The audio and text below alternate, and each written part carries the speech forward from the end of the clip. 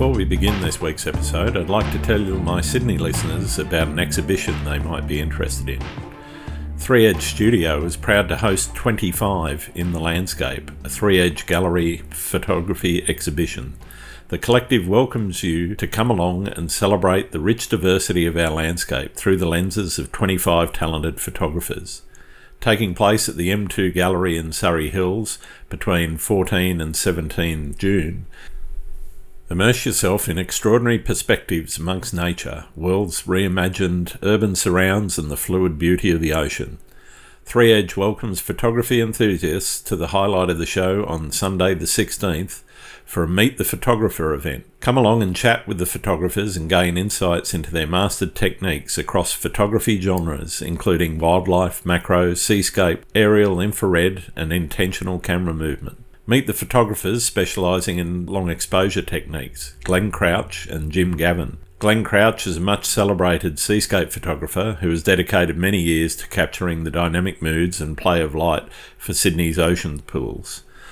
Jim Gavin has also developed a lifelong passion for photography, continuously learning new techniques and exploring new destinations. Experience the remarkable imagery captured by photographers who deeply connect with the ocean through their seascape photography.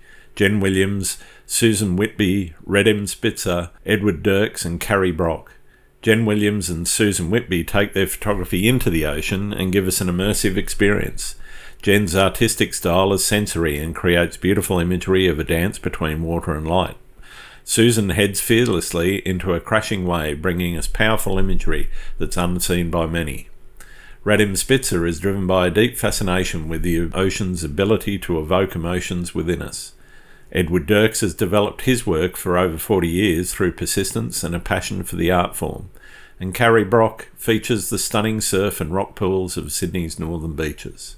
Be inspired by the outdoor photographers Pat Duggan, Lisa McKinlay, Michelle Thambaraja, Cam Blake, Simone Higgins, Emma Sainsbury and Jessica Mees. Pat Duggan transports us from the hustle of city life to the serenity of aerial ocean photography and the breathtaking colours of the Alpine. Melbourne photographer Lisa McKinlay channels her passion for outdoor adventures into her imagery while also inspiring others through photography teaching. As an avid adventurer, Michelle Thambaraja often revisits locations to capture the deep sense of place. Tasmanian professional photographer Cam Blake showcases stunning imagery from his wilderness explorations and leading tours in Tasmania. Simone Higgins is exhibiting the magic of minimalist monochrome landscapes. Jessica Mees captures rich imagery from her hometown in rural New South Wales, while Emma Sainsbury thoughtfully composes each scene to bring a deeper connection with nature.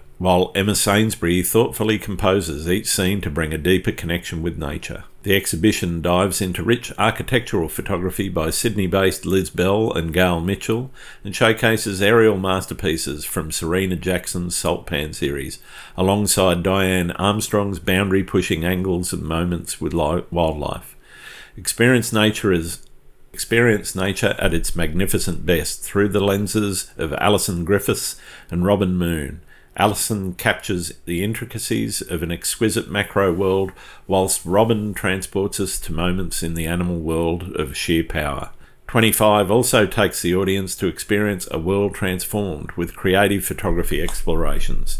Painterly, abstract and ICM work from Sue Dowling, Frances Gass and Lisa Shaw reveals the world unseen. Thomas O'Brien piques curiosity with his mastering of black and white infrared photography and dreamlike seascape imagery.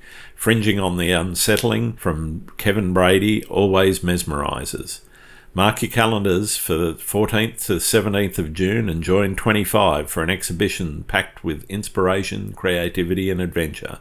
For more details, please visit 3 Edge Studio on Instagram or Facebook, or their website www.tefg.com.au. That's www.tefg.com.au. And now back to the show. Hello and welcome to Landscape Photography World, the podcast for everyone passionate about landscape photography. I'm Grant Swinburne and I'll be your host on this show, talking to landscape photographers about their motivations, likes and dislikes. Crystal Wright, an Australian adventure photographer, cinematographer and director, leads a semi-nomadic lifestyle, capturing unique moments from extreme sports and expeditions worldwide. Introduced to photography through a disposable camera, she treasured its limited exposures during a summer trip, finding joy in its simplicity. Her insatiable curiosity propels her, relishing the unpredictability of travel, from paragliding in Pakistan to swimming with sperm whales. Each assignment offers a distinct adventure. After a decade in the US, she returned to Australia in 2020 amid the lockdown. Reflecting on a storm-chasing film with Nick Moyer, she recalls being caught in a ferocious dust storm, experiencing the awe-inspiring power of nature firsthand. Witnessing a tornado while driving, she was captivated by its hypnotic formation, fueling her fascination with storm chasing. Crystal's work reflects her passion for adventure and storytelling, capturing the essence of extreme environments and the human spirit within them. Her photographs and films evoke a sense of wonder and inspire viewers to explore the world around them. With an unwavering dedication to her craft, she continues to push the boundaries of visual storytelling, leaving an indelible mark on the world of adventure photography. We talk about her passion for capturing the natural world, the evolution of her career from sports photography to adventure photography, and the challenges she's faced in the industry, along with lots more. I hope you enjoyed the show. G'day, Crystal. Welcome to Landscape Photography World. How are you going? Good. Thanks so much for having me on. Absolute pleasure. I've been a bit of a fan of your work for some time. I love some of the adventures you get up to and some of the adventures you've captured. You've had some pretty wild times. What is it about that adventure genre that draws you in? Is it the action and the adrenaline pump that you get out of the activity, or is it the recording that you get more of a kick out of? I honestly, if I really think about it, it's just the chance or the opportunity to be immersed in nature. My career originally started as a sports photographer, and I thought that was going to be my path. And I dreamt about going to the Olympics or running the sidelines at the biggest sporting events on this earth. But the problem with that is there's always boundaries. There's always restrictions. And after a few years and a radically changing newspaper industry is that it wasn't fun anymore. And I didn't feel like I could be creative. But on the side, I was always shooting adventure. And the thing I loved about it was that the only boundaries that were forced upon me would be by Mother Nature. Is there a cliff? Is there a gigantic swirl? Is there whatever barrier it be? But I felt like there was just so much more freedom to be far more creative, but also a lot healthier. Because if you can imagine, so I remember photographing the Ashes. This was a long test match, mainly because it felt long because we lost that year and Australia had given up. So it's a fifth test match. It was dismal to watch. The Barmy Army were by far the most entertaining aspect of that. Yeah. But I remember sitting there and you got to watch every single ball, because what if it's a catch? What if it's out? What if it's something controversial happens or whatever? And I remember I would drink probably like 2 soft drinks a day and eat sugary snacks and just anything to make sure I could try to stay alert every moment of that game. And yeah, I felt really unhealthy after a few years because my diet was poor, I was inactive. So you can start to see like there are a lot. Stadium food's not the best diet, is it? No, there's a lot of reasons why the adventure is so much more appealing. Fair enough. So how did that start for you? Where did you start in not just photography, but actually doing adventure activities? Back in those newspaper days, I was working as a stringer. So that would result at least 1 shift a week, which was my bare minimum at that time. Yeah. I don't mention that now, but it would be my bare minimum. I was living with a partner at the time, and I could pay my rent, electricity, food, but that would be it. So if I had a second shift or even a third shift, it's, wow, I've got a little bit of extra cash. At the most, maybe it was 3 shifts a week. That still left me a lot of spare time. And so I was just always motivated and excited that I would go photograph ocean swimming, or I would go off to the Australian 24-hour mountain bike championships or surfing. So the best way, and I know for a lot of people who go, how do you just get started, is that I found that events were one of my best ways to not only, but also just have not a platform, but have an opportunity to just shoot something. It gives you a feel and a taste for what it's like. Absolutely. And there was no cost on my end to try and set up an event or to set up these athletes. They were there wanting to compete in this event. So it gave me the perfect like grounds to practice my craft and to make mistakes. And yeah, there's very little consequence by going to these events because no one had expectation on me of what was I going to shoot. And if I did do a good job, then I could approach magazines or I could approach athletes, and bit by bit, I would build a network. Yeah, fantastic. So the photography side of things, where did that start? How long ago did you get into photography, and what was the impetus to make that your career? I absolutely adored the Kodak disposable camera growing up, and it really warms my heart to see them coming back on the market because I just think they are a joy. Because I take one camera per camping trip. And I remember that thought process going, okay, I've only got 5 images today, and tomorrow I've got 4. And some days you go, I didn't see many moments today. So, tomorrow I get to take 8 because I have a few left over. Nice. And I think that process I think we really underestimate how much, I don't know, there's so much satisfaction out of that. Whereas with a phone, it takes away that magic. It's, yep, so like you just keep shooting, but you're not thinking about what that photo is going to be. I think that selective process does force one into going, actually, you know what? I'm not going to press the shutter because I think there's going to be something else. And it's a gamble, but it's exciting because it's so much you might miss a moment, but you might pick another one up later. Totally. At the end of high school, I wasn't the smartest kid. Like I lost interest in maths, English, science, physics, you name it. I flunked those subjects. But I love music, art, and sport. Yep. And it was my mum who suggested, you seem to like taking photos, so why not be a photographer? And at first I thought, what the hell do you do what does that career go? Like, how do you do that?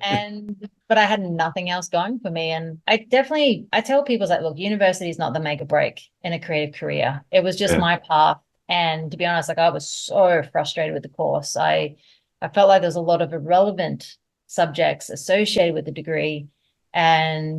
But the great thing about that was I was so frustrated is that it motivated me to go out in the field and actually go find mentors in the field. Yeah, I didn't rely on university to be my only teaching grounds. And so it's interesting. Like we all take very different paths into getting into photography. There is no right or wrong way. It's just everyone has a slightly different way in how they find themselves in a creative career. But I would say is sometimes when you think the situation isn't working for you, sometimes that can be one of the greatest motivators because it forces you to go, this isn't working.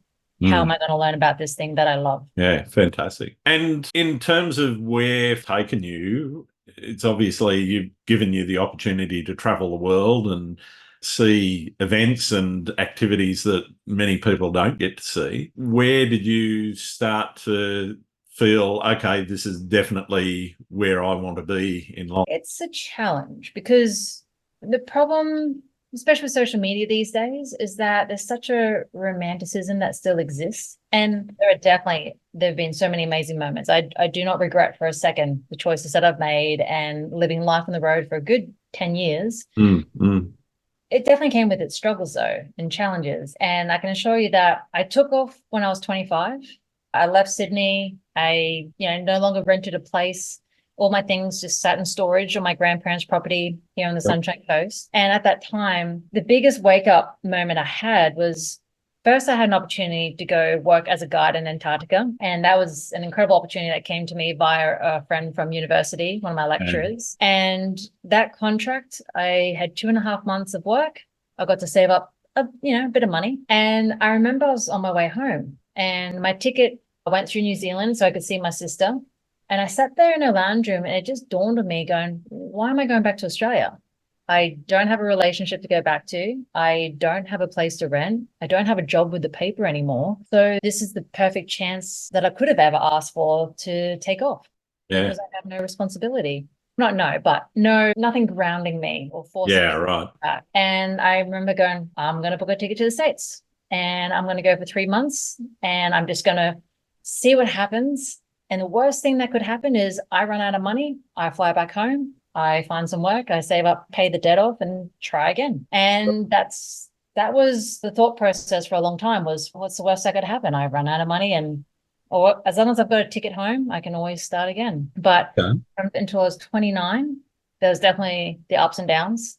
What I can assure others is that I definitely had those crisis points. Like my friends are getting married. Now my friends are having kids and they're getting mortgages and Yep. everyone's moving on with life. And I was worried that, am I being foolish here? Am I being irresponsible? Am I trying to ignore certain things that perhaps my life should have gone down? I don't know. There's no right or wrong, but it wasn't until I was 29. I had this 1 month and I had 3 jobs. It was September and they were dream jobs. And I remember for the first time, probably in my 20s or in a very long time, paid off that credit card debt, but I actually had leftovers and I had savings. And oh, wasn't that a dream? Like, then it sort of it gave that confidence of, okay, this is not so foolish. This is a viable career. And all of that is from photography. Yeah. And it gave me that confidence of, okay, I can keep doing this. Like I can actually make money. Because at some point I realized, like, I met older photographers along the way. And I remember thinking, I don't want to be a dirtbag when I'm 50 or 60 or even 40. Like, I don't want to rely on friends' generosity to take me in and cook me a meal because I'm living dollar to dollar. And at some point, I felt like I had to wake up and go, yeah, I do need my home. I do need a safe place to come back to that I can call mine. And at some point, I won't be fit and able to do what I'm doing now. And so how am I going to set myself up that I'm at least going to be okay? And so, yeah, from 29 for the next few years, probably right up until the pandemic, I had a great streak. I was making some good money and jobs were coming to me, which felt an incredible validation process. But then the pandemic hits and hasn't that been a doozy for us all? That's, been a wake-up call for a lot of industries, I think. There's not a lot of call for photography or at least artistic photography anyway, when everyone's choking on their own mucus, so to speak. But it's also, I feel like our industries are still recovering, but also still trying to figure out what is next in the creative. Yeah. No one's too sure, but it feels more inconsistent than it ever has. Yeah, definitely. I know a lot of professionals, including myself, who are struggling. Like, there may be a good job here and there, and it adds this moment of relief, but then suddenly it's this vicious cycle where job comes in, pay off debts, maybe a little something, a couple months go by, no work, and I'm back to square one. Yeah. Holy shit, how am I going to pay this bill? How am I going to survive? And it's a lot of us are caught in a cycle where we can't seem to find a good consistency. Yeah, the consistency to get you out of the square one cycle. Yeah. Absolutely. And I don't want to give up on this career yet. I've definitely been very close to giving up because it does feel too hard some days. But I still have this faith that no, there is still a way. I don't know what the answers are, but I'm still fighting. And look, when a magazine goes, we have $120 for you, you go, great, I'll take it. I will take anything at this point because it does all contribute. And definitely. It's magazines. Oh, it sucks. Like, it's not what it once was. Yeah. I still appreciate and adore the fact that print still lives. And I would rather support those magazines when I can and give my work. Hopefully they can pay a small fee. Some of them can't. And you go, you know what? I just admire that you're still fighting to keep print alive. Yeah. The commercial world is just so fiercely competitive. Like any industry, when you see the top 1% who really, truly make it, okay, it's possible. It's just hot dang, you just have to fight hard. Yeah, you just got to be in there. And is it that drives your creative choices as well, that need to make money, or is it more something that you go, okay, I want to go off and do this, and so I'm going to do that regardless of whether or not I make money out of it? I make terrible decisions when it comes to making money. I would say most of my passion projects they've never made back immediate money. Yep. And that's okay, because a lot of times when I look back, I couldn't tell you. I don't make budgets, which some people go, oh my God, you're an idiot. But I don't make budgets. I just go, cool, I know what I can spend because that's what's left on my credit card. But I look back on experiences, and gosh, there's a storm chase we did a few years ago, and I was offered this incredible job, and it would have paid handsomely. But I was like, no, I can't do this. I have to storm chase. Okay. I look back going, oh, was that the smartest? But what I can assure you is that when I look back, I can remember that day where we intercepted this mothership. It's a very unique storm formation that I've only ever seen one so far in 5 years of chasing. And my gosh, that was so beautiful. It is a moment I'll take with me to the grave. So how could I ever regret making that choice to witness something so powerful Yeah. In an idealistic world, I wish I could have the whole cake. I could do that and Sure, you could do like both, but delay a week and we can accommodate your schedule, but we make choices and it's a good decision or it's not. But what I can assure people is that sometimes I'm in a really fortunate position where I have brands or platforms who come to me and, for example, I'm featured in Photographer, which is a yep. TV series that came out on Disney Plus. And when they came to me, it's like, what are you going to do? And so I can't So exactly you've go got total freedom to do what you like. pretty close to it. They didn't pay for my trips. Like a lot of crews will say, they go, we're going to document what you're doing. Like we're just going to tag along because you would be doing this, whether we were Yep. there or not. I Yeah. have certain issues with this, but that's a whole different subject. Yeah. But it just gives I'd, transparency. I'd like to. I'd like to dive into that a little bit later. Oh, definitely. To be honest, I actually got pretty angry because it's happened to me quite a few times in my career where I've been fortunate to be on the front side, like in front of the camera, and these crews come in, they want a fantastic idea because it needs to be interesting for the audience. But my Well, and it saves them being creative and coming up with their own ideas yeah, too. I basically create the idea for the episode. Yeah. And it was frustrating because at the end of that, what I'll be honest with, I spoke to one of the producers and I was like, excuse my language, like, bullshit.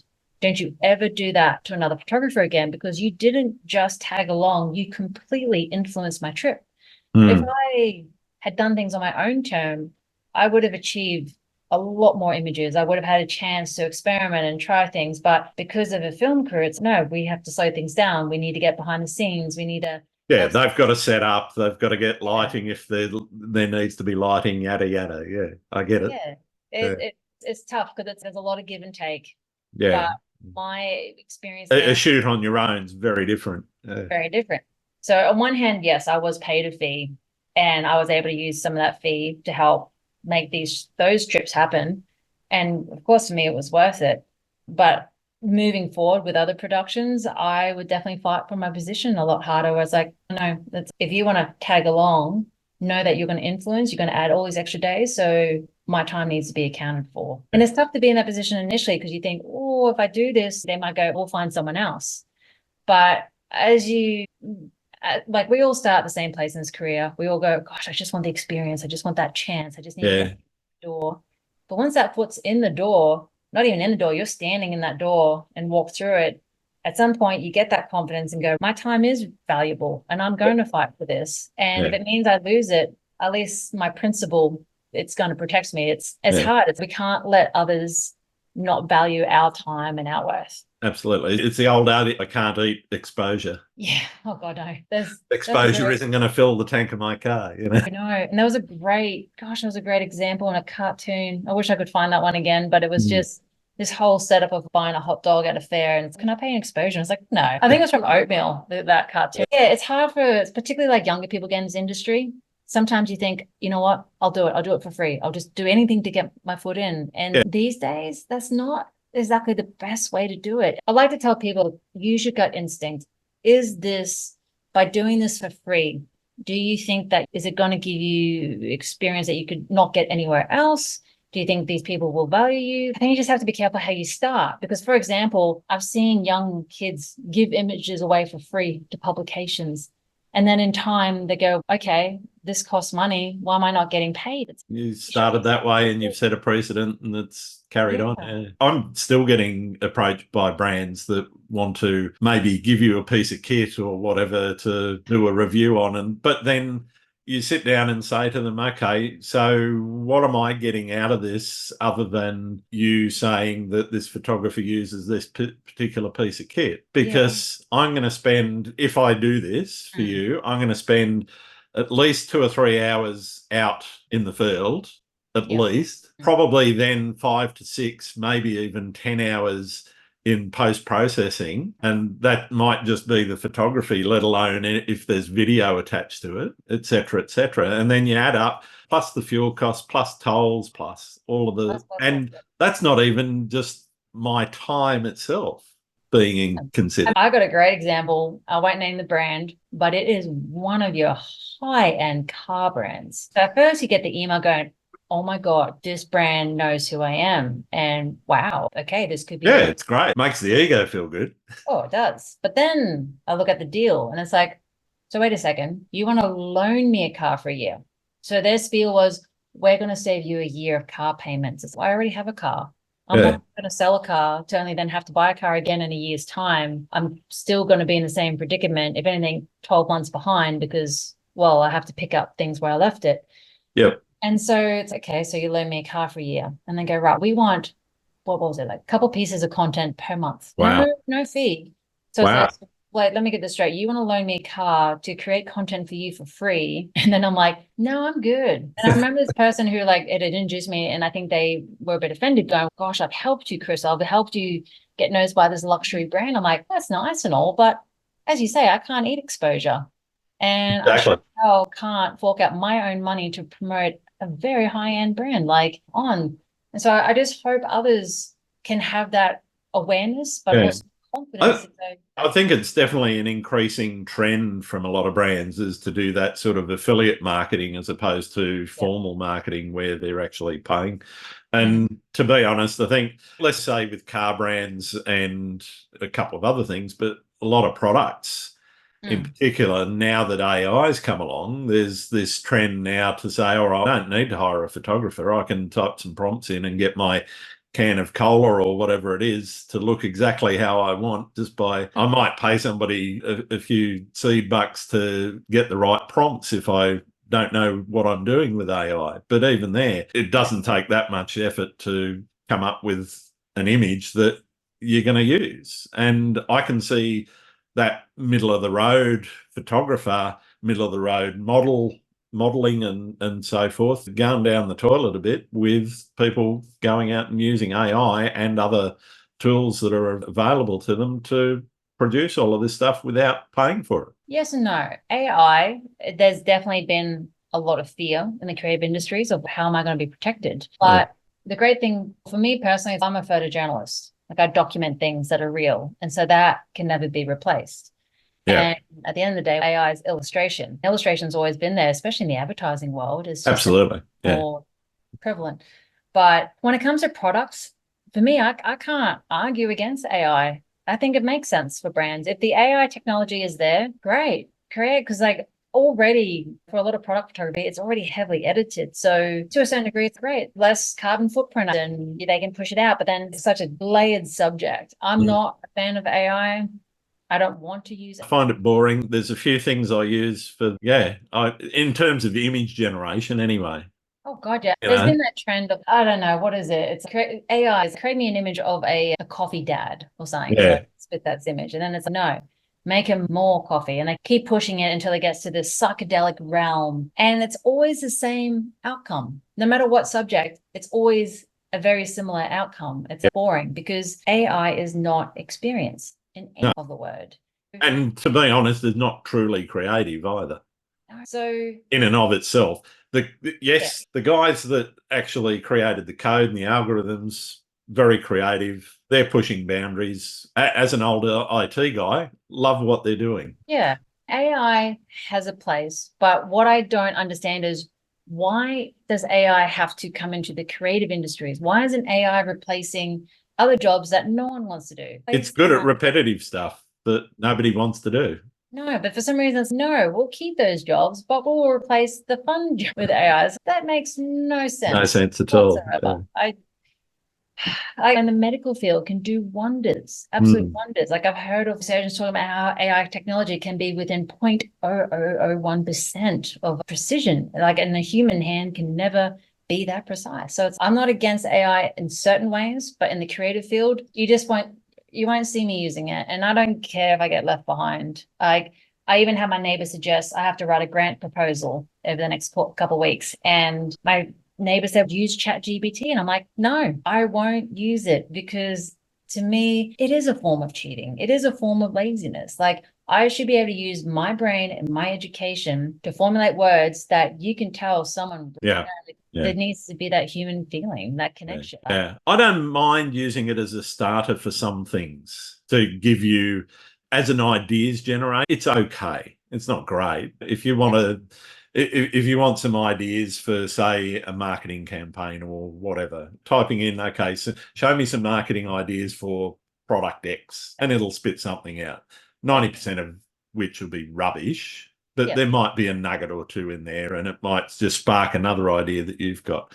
Beyond that, though, I'm not a big fan of it. I do use it for editing my podcast because it takes away a very repetitive process for me, taking out all the ums and ahs Yep. and reducing silence. So if there's a break in our conversation, or you had to go and put the cat out or whatever, and we had a break in the conversation, I can press one button and all that disappears, which is marvelous. Saves me having to look for it, saves me having to go through and individually edit it and handcraft it. I still do some of that, but mostly it's getting rid of a boring, laborious process that will just take up time and really do my head in. Which is when AI is an asset. Which is what it's for. Yeah, the function, when it makes sense. It's yes, absolutely. I disagree with anyone who can implement it into their practice where it will save them time. For me, I haven't seen any ways that it would save me time personally. And that's fair enough. Yeah. As one person had told me in passing, is it all comes down to what each of us are willing to tolerate. Like me using a computer is a form of AI. And using Photoshop and Lightroom, it's a form of AI. Even down to what's going on in cameras now. If you've got a mirrorless camera today, there will be some form of AI. Canon's already got AI autofocus going on. Absolutely. So it's just, what are we willing to tolerate? And for each of us, that's just going to be very different. And it's funny with photography because I noticed at some point I wasn't having fun with being a photographer anymore, which was wild to think, because I remember here on the coast, I didn't care how bad the surf was. I would go out every day just because I loved being out there and shoot. And then at some point, because I remember the newspaper world, I remember watching some of the older guys, and I could see photography became a job. It wasn't a passion anymore, but I'll never be that person. But fast forward, I became that person that I said I never would. And what I had to do was I did a huge reset on my kit. I got rid of everything and with Leica. And the main reason for switching for Leica was because of the M11. And it's interesting because it is a manual focus camera. And at first I thought, am I foolish? Like, why am I doing this? Like, why am I giving up autofocus? I do have the SL2. So of course, for work situations, I require autofocus because I can't tell a brand, sorry, I wasn't quick enough on the old focus ring. But for my personal work, when I went down the Grand Canyon last year for 3 weeks, I shot everything on the M11 with 35mm. Obviously, with practice, I've gotten better at manually focusing. And look, sometimes I miss images, but it brought back some spontaneity to my photography. Times when we try to control too much, I just felt like my old system was, it's perfect color, it's perfect sharp, it's perfect this, and the image feels like it's losing the character or the soul. Like there's something not here. Yeah, right. So the M11 for me is the camera that re-sparked joy in photography for me. No thoughts of going back to film? I've been very tempted with film. I do have a little fun Polaroid camera from Leica that I get to dabble in, like that simple film. But I believe it's the M6. I have been very tempted to go to that. Haven't made the jump yet, mainly because that's more money. But I think, I see friends who do pick up film cameras again and they post their rolls online, and I just think, I just love how it looks. And doesn't matter what. You can't replicate it. No matter what you do, digital processing, you make it look a bit like a film, but it does have its own character, even after scanning and post-processing. It's so nice to realize how many things we cannot replace. Like, for example, records. They came back into fashion so hard. And whilst people go, I can't play 1,000 songs, but the experience of getting up, taking off this tangible thing that you can hold in your hands, you can feel that vinyl. But then when you put it on, you put the needle on, and then just that warm sound that you get, it's like you cannot. I'm still the same with, in particular, hardcover books. Yes. I've read a few books on the phone and on Kindles and whatever, and the experience just, A, isn't the same, B, isn't as satisfying, isn't as enjoyable. But you get a nice hardcover book that's got that really tissue thin paper and nice print. It smells, it feels, it's an experience in itself. And I love books. Yeah, and to me, that kind of harking back to the analog world. I'm much the same with a lot of my photography. I don't feel it's actually finished unless I've printed it. And even if I've only printed it 5x4 or whatever, it's still in print, and I've seen, okay, this actually looks the way that I want it to look. Yeah. And that's why I love that I met the chief of Kodak for Europe and Africa regions. And it was interesting to sit down with him. I was doing this gathering at Leica's headquarters in Germany. And I was like, what? And he'd been with the company for, what was it, 20, 30 years? And I was like, you've got a story to tell. And he's like, yep, I've been there when we're at the peak, or when we're at our very lowest, going bankrupt and thinking, come back. And then he said, nowadays, I can't keep up with demand. Yeah, they can't produce enough film for the demand that's out there. Yeah. So I just think it's funny. We always come full circle, but I think at the end of the day, we all crave. It's a bit like how a lot of us mentally struggle with social media. I wish everyone could just find their local community. And for me, here on the Sunshine Coast, that came in the form of rock climbing. I know that every weekend or even throughout the week, I can always go see the same group of friends, hang out, and just feel like I belong somewhere. Whereas if I stay scrolling on my phone, and sure, I can message friends from around the world, but again, I need to be in the presence of others or feel alive. Yeah. So yeah, anything. Doesn't matter how advanced technology gets, we often mistake it with progression. One of the things I'm interested in terms of creative expression is how people's styles have developed, are developing, and where they see them going, if they actually consider where they want to take their styles. Is that something you've thought about? And if so, is it something you can describe to me? It's interesting because I know I guess I do still have a very distinct style. And the thing that I'm drawn to the most is finding landscapes that have a lot of negative space. So I think that's why I'm attracted to particularly like the ocean or desert landscapes, is that in those barren landscapes, I love finding the simplicity. And yeah, my favorite images are probably the ones that are what would feel very empty frames, but there's just that one bit of detail. And I find it's not easy to find those spaces. It's to find chaos. It's everywhere, but somehow find organized chaos. It's a challenge. But when it's finding the patterns that exist that are just randomly generated, maybe, but I agree, they are hard to find. They're one of the things that I always go looking for too. And whether it's movement of water because it follows a consistent channel or whatever, or whether it's it's a skill I think a lot of people don't recognize until they actually try to apply it and go looking for it. Definitely.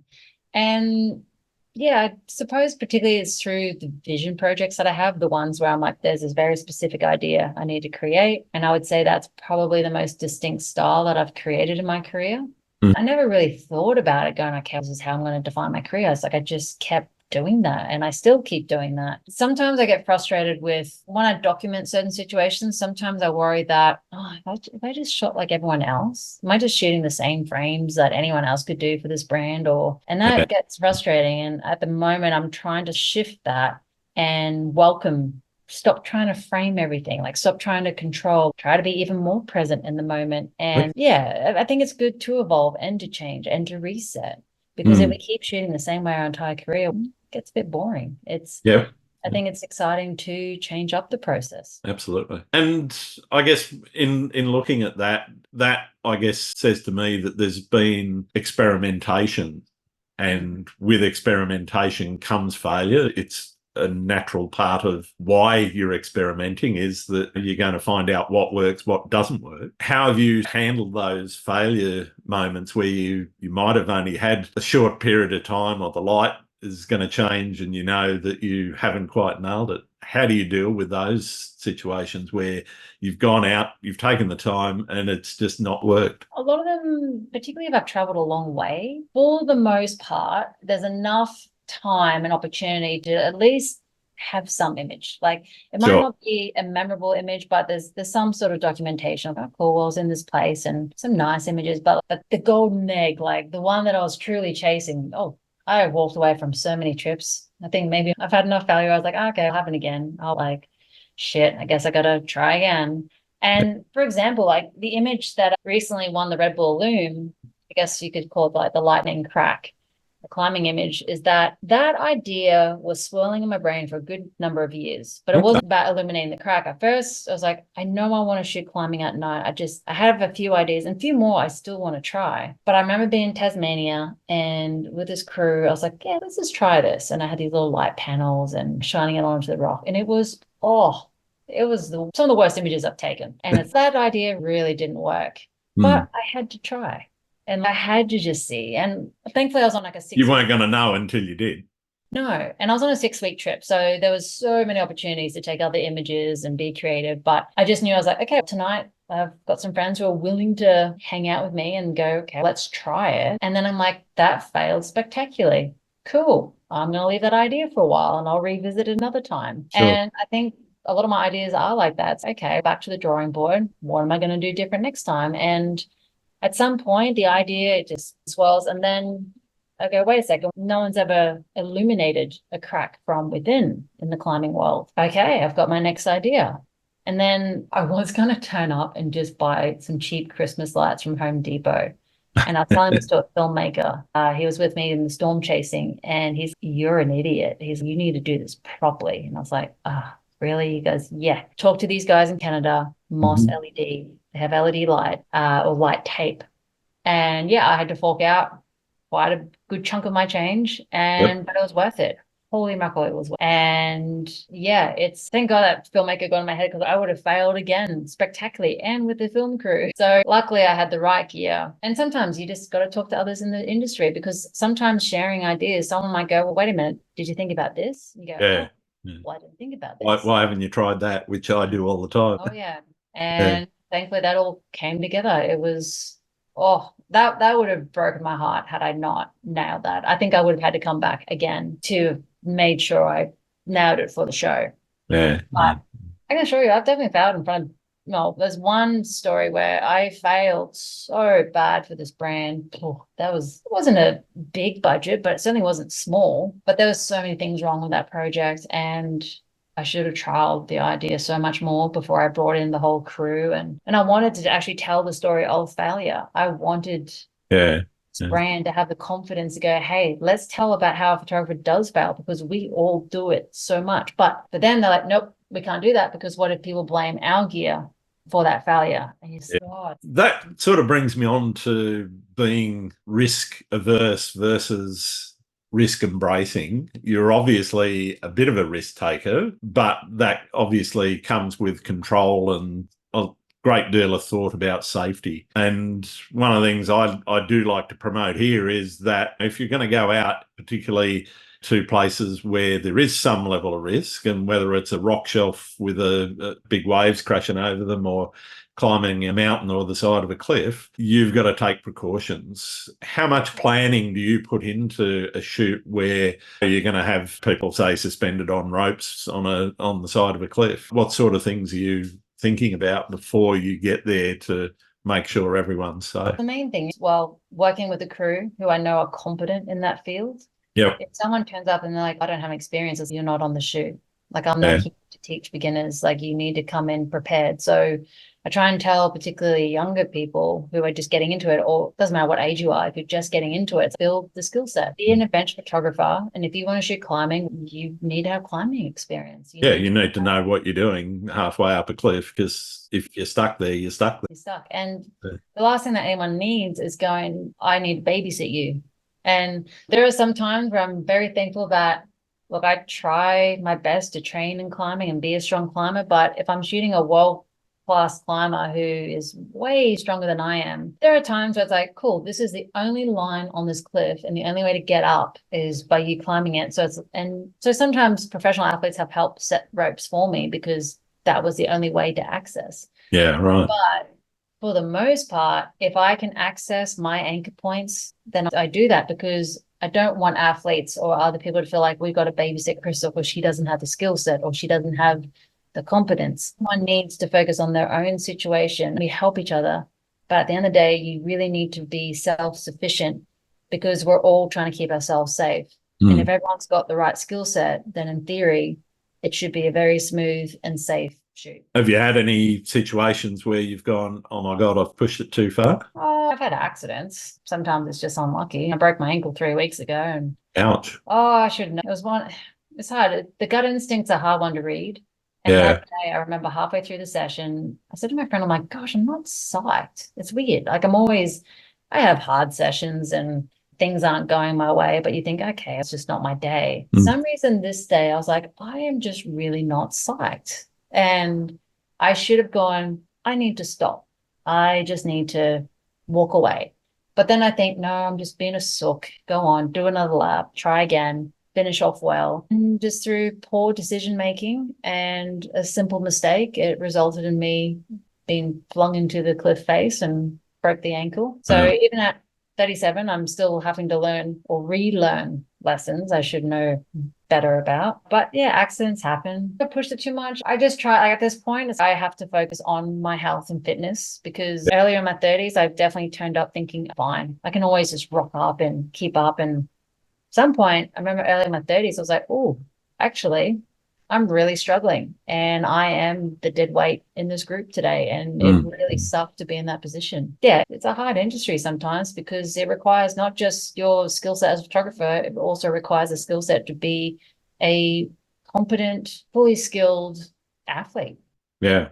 I guess with that comes the point of longevity where the body just isn't going to do what you want it to do or need it to do. Have you thought about what happens after that point, or is that just, I'll come to that when I get to it? I think about it. I often think about, okay, if I'm going to pivot, how do I pivot? Like, what's next? I do get jealous of those who aren't afraid to change. Sometimes I feel, am I still 100% in the adventure? And to a degree, I think I'm always going to have a piece of me that wants to be a part of the adventure world. I really love it, the lifestyle. But I do feel myself going, what else is there to do with this career? I don't want to just be known as a adventure photographer. And so by moving into extreme environments and working alongside Nick Moyer, we have certain projects we want to move into that involve storm chasing, bushfires, you name it, which is exciting because he said, I think you should consider going back to university and studying meteorology. And I was like, you know what? I think you're right.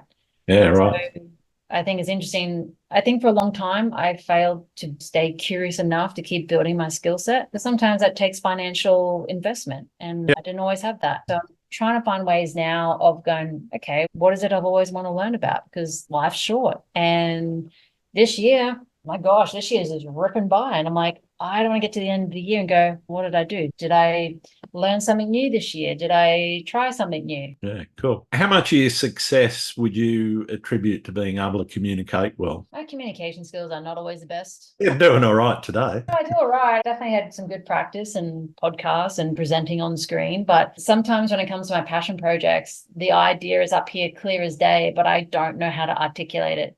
Yeah. So some athletes are like, what is it you're trying to do? And it's, I don't know how to explain it, but you just need to trust I will somehow get it there. But my biggest challenge is learning how to communicate ideas because I still think I'm trying to formulate it. And no, I guess I work by myself so much that I just wish others could just see exactly what I'm thinking and just know what they have to do. But what about in terms of the visual communication, the use of your photography in communicating and telling a story with just one image or a series of images? I hope I'm doing a good job, but it's so subjective. I've seen people look at my images and just go, meh. And you're like, that's just not your cup of tea. And that's fine. Didn't connect. Yeah. But then I see others who absolutely just start to go, okay, like that, again, that lightning crack image, a lot of people thought that was the sun. And I was, wow, I just never thought people would make that association.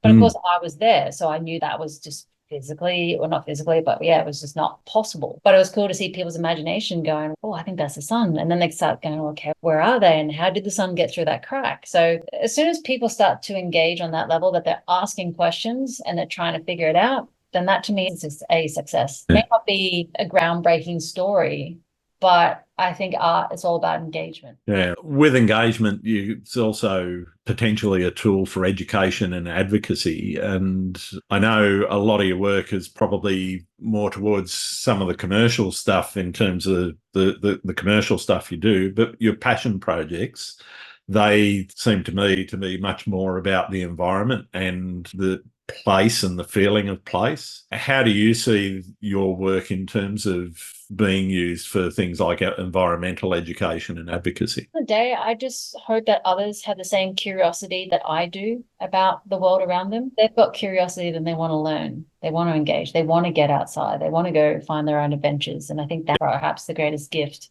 that my images could spark. It's not so much saying, oh, I want to share with people these amazing places or these far-flung places. Like, no, like I definitely had there is an aspect that is selfish, but in a healthy way. It's that I wanted to go outside and I wanted to go engage with this place. I wanted to go feel and experience it and see it. And I just hope people have that curiosity. It really breaks my heart when I've gone to places and I see people walk around the phone, okay, snap, snap, and then their head's in the phone and all they want to do is post that photo and then they just leave. They didn't actually stay to experience.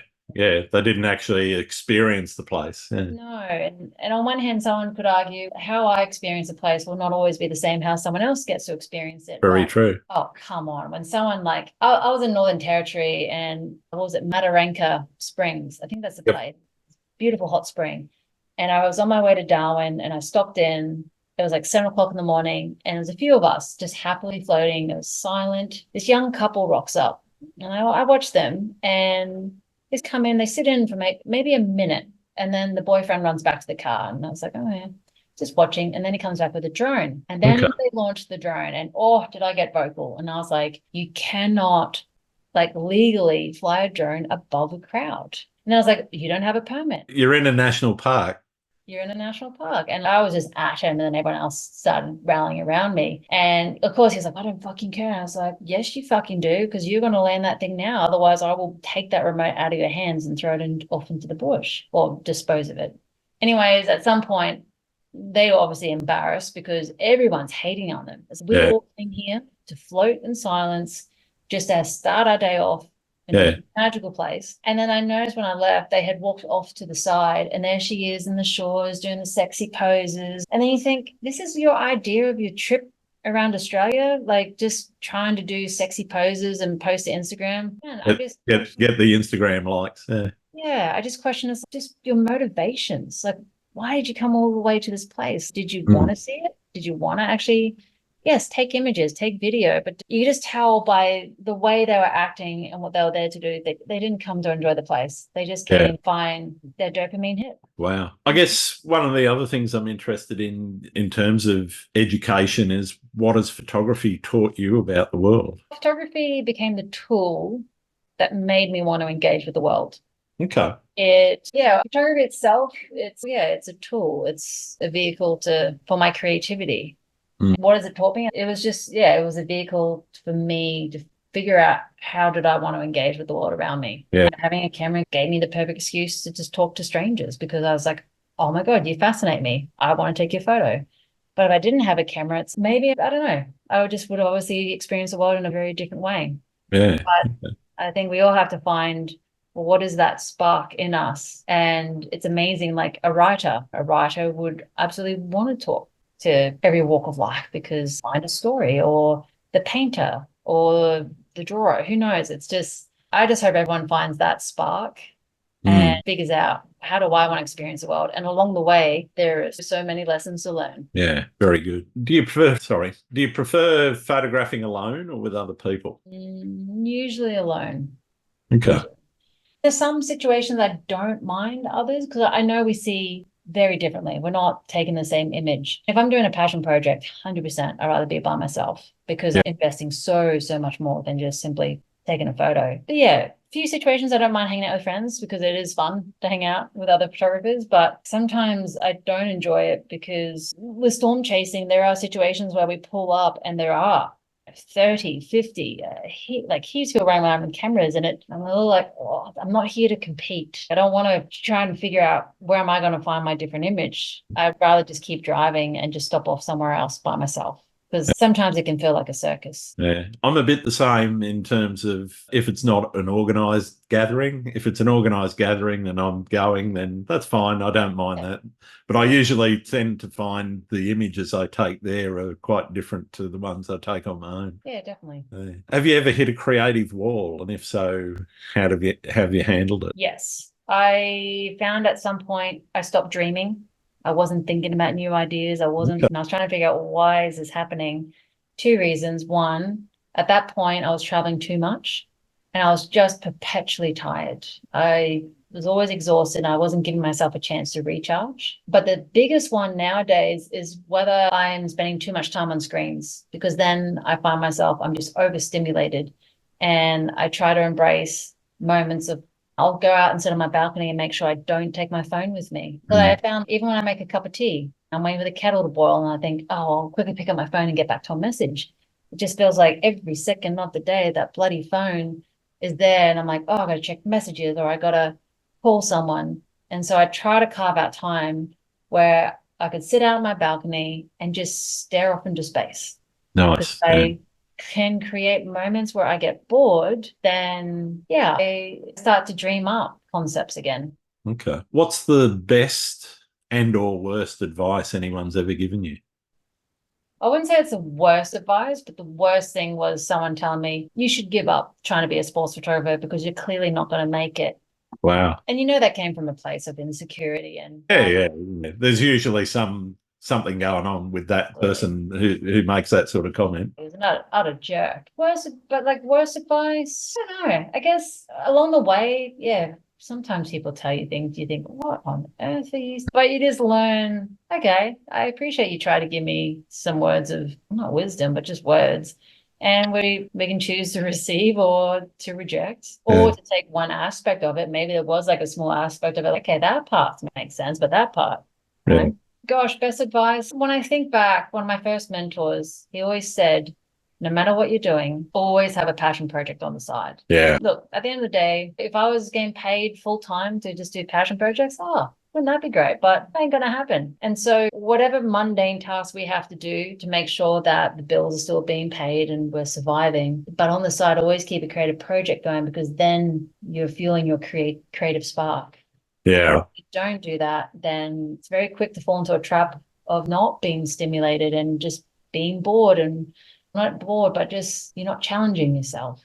So Yeah. having a creative project, whatever that be, for example, sometimes right now my balcony is a creative project because I want to try and figure out how to turn it into a jungle. Okay. It's different. It doesn't always have to be photography, but I think you just can't fall into that trap. Yeah. Have a shit day, you come home, look, I get you want to unwind in front of the TV, but is that going to be the best way to unwind? Like maybe pick up a book, maybe pick up a sketch pad and just draw things or do something that, yeah, Do some yoga. Yeah. yeah, keep the spark alive. Yeah. I think that's fantastic advice. What's your favorite thing about being a photographer? I'd say it's just the ability to be creative. It's fun Okay. to dream up ideas and think, okay, I have an idea now. How am I going to visually execute this idea? And I Mm. think that whole process is just phenomenal because at the end of the day, it's not about the image, it's about the process of photography that I absolutely adore. Yeah. What's your least favorite thing? Editing. Really? Or emailing. Actually, no, emailing is probably my least favorite just because I dream one day my inbox will be back to zero. But Good luck with that. it's just, I get it's a necessary thing these days, but it just feels like it never ends. But Yeah. yeah, I definitely have appreciated. I take less images now. I try to think back to the Kodak days where I go, I want to be really conscious. I don't want to shoot 50 images of the same thing because I think, well, did I get it? Did I get it?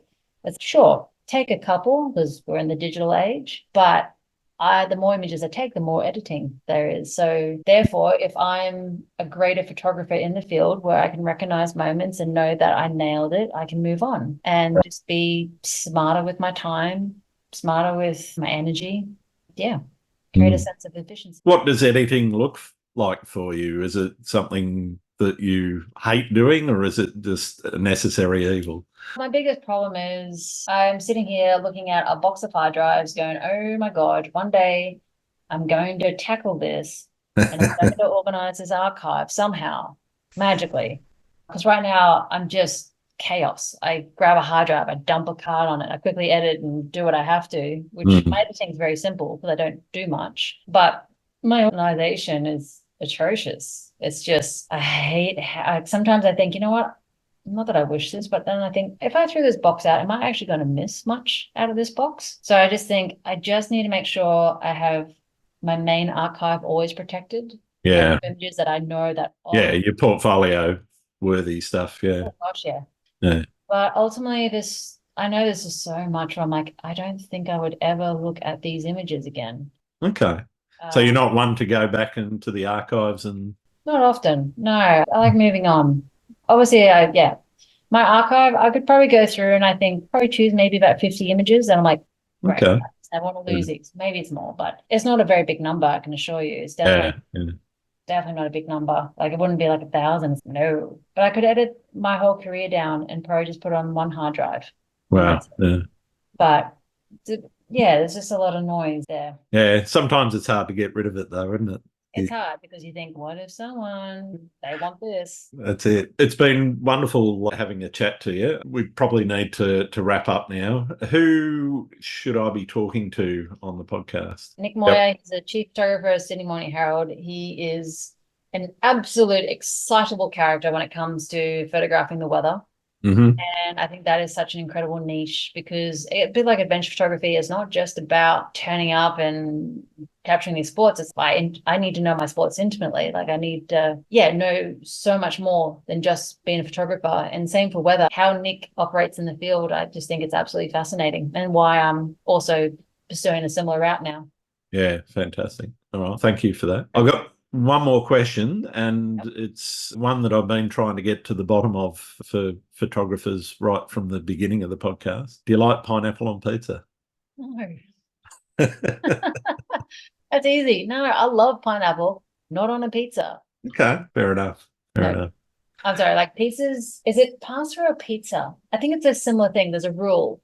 You should only ever have 3 ingredients. That's it. And I think there's something to that. Someone was saying, I think for pasta you can go a little bit further. Pizza, though, I'm with you on that. Yeah. The fewer ingredients, the better. Someone said if you want to test a true chef, they should be able to cook pasta with just, what was the one ingredient?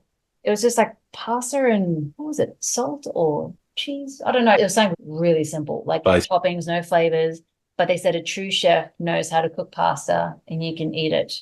Oh, no, sorry. Pasta and oil. That's what it was. Just pasta. Okay. Wow. If they're a great chef, they know how to make that taste fantastic. Fair enough. All right. It's been wonderful getting to know you a little bit better, Crystal. Thanks for taking some time. Where can people find your work? 2 ways. They can either head to my website, which is just www.crystalj.com. The next best thing would be on Instagram, which is then at Crystal J Wright. Fantastic. Thanks very much. No worries. Thank you. Thanks again for listening to Landscape Photography World. I hope you've enjoyed the show. Keep listening because I'll be joined by some great guests in upcoming episodes. You can find my work in this podcast at grantswinburnphotography.com. I'm also on Vero, Twitter, YouTube, Instagram, and Facebook. I'm Grant. Hope to see you out shooting soon.